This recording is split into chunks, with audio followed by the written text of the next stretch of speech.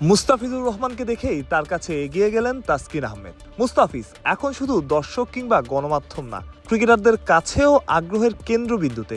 দলে তার জায়গাটা অন্যরকম, একটু স্পেশাল। সেটা তাসকিন হোক কিংবা অন্য কেউ, সবার কাছেই এই ছবিটাই তার প্রমাণ। তাসকিন অনেক দিন ধরে বাংলাদেশ দলকে সার্ভিস দিচ্ছেন, তবে মুস্তাফিজ যেন তার কাছেও আলাদা, যেমনটা শুনছিলেন আগেই।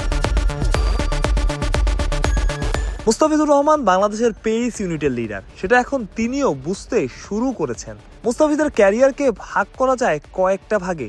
তার মধ্যে এখন যেটা চলছে, মুস্তাফিজ সবার সাথে মেশার চেষ্টা করেন, কথা বলার চেষ্টা করেন। এমনকি সাম্প্রতিক সময়ে মুস্তাফিজকে গণমাধ্যমের সাথেও কথা বলতে দেখা গেছে, সেটা হোক না খুব অল্প সময়ের জন্য, তারপরেও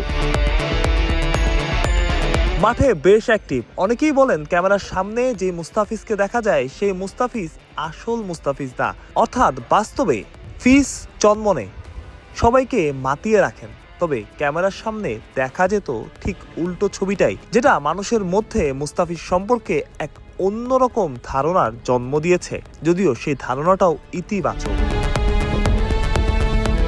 মাঠে কেউ মুস্তাফিজকে দেখলেই ছুটে যান, দর্শকরা তাকে ঘিরে ধরেন, মুস্তাফিজ মুস্তাফিজ বলে ডাকতে থাকেন। এটাই বোধহয় একজন ক্রিকেটারের সবচাইতে বড় পাওয়া।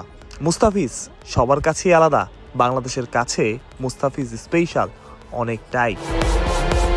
মাহফুজ প্রত্যয়, বিডি ক্রিক টাইম।